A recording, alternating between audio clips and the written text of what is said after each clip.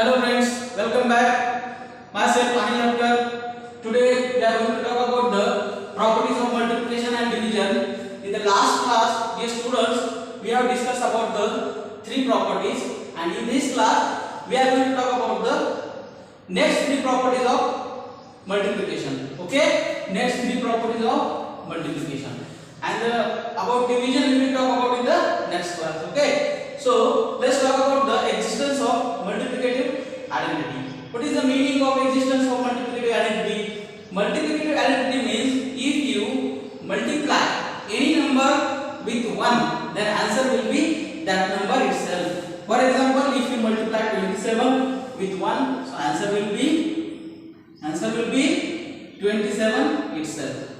Correct? And if you multiply 25 with 1, then answer will be 25 itself. For example, you can have any example. If you multiply 85 with 1, so answer will be that number itself. It means 85. So this is how we have to multiply the number with the 1, and answer will be that number itself. Okay. So after this existence of multiplicative identity, we will talk about the existence of multiplicative inverse. What is the meaning of inverse? Inverse is nothing but the reciprocal. What will happen here?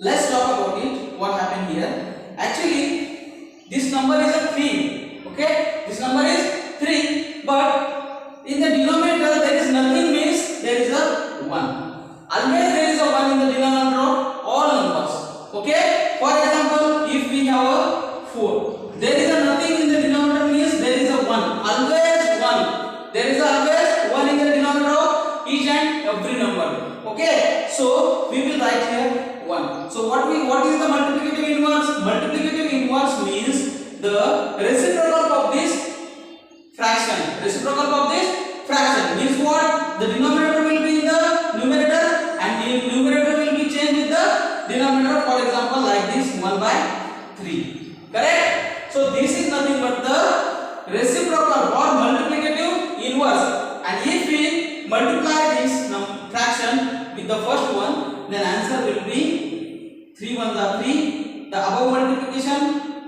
and the below multiplication. 3 1s are 3, so answer will be 1.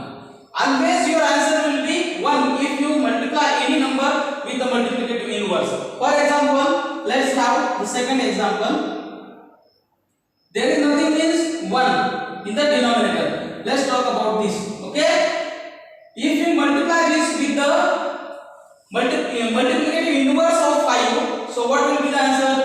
What is the multiplicative inverse of 5? 1 by 5. Why? Because there is a 1 in the denominator of 5. So I have write this 1 in the numerator and the denominator, and the numerator exchange with the denominator. So the number which is in the denominator, that will be written in the numerator. So numerator will be written in the denominator, and denominator will be written in the numerator. Look at this. This is the denominator, so I write it in the numerator, and this is numerator, I write it in the denominator. So multiplication will be there. 5 1s are 5. Numerator will be multiplied with numerator, and denominator will multiply with the denominator. 5 1s are 5. Answer will be 1.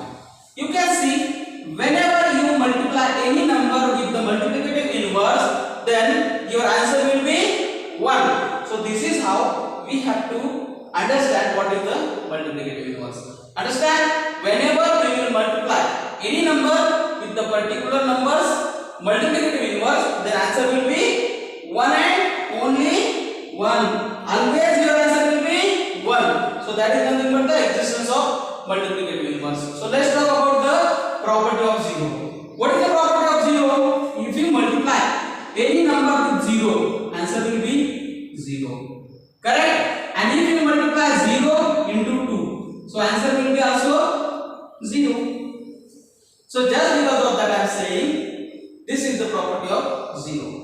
Whenever you multiply any integer with 0, then your answer will be 0. So this is nothing but the property of 0. And let's talk about the distributive property. What is the distributive property? In the distributive we just distribute the numbers. For example, this is the formula A into B plus C. So in this formula, first we multiply this A with the B, and after that we multiply this A with C. Look at here, A into B, and this plus is written over here, and after that A into C, we multiply this A into C.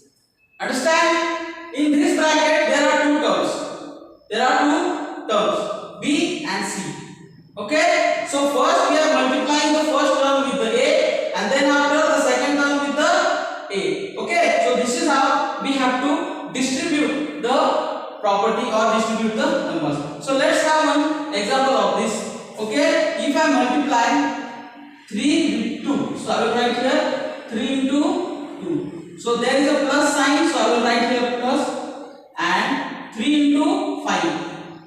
I will multiply the 3 with the next term is second terms, so 3 into 5. So let's have an answer. 3 2s are 6, 6 plus 5 3s are 15. Answer will be, what will be the answer?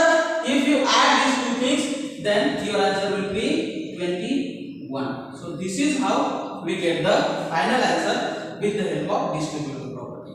Okay, dear students. So I hope you understand the existence of the multiplicative identity and multiplicative inverse, property of zero, and distributive property. In the next class, we will talk about the properties of division. Properties of division. So today we will stop here. In the next class we will talk about the division property. Thank you so much.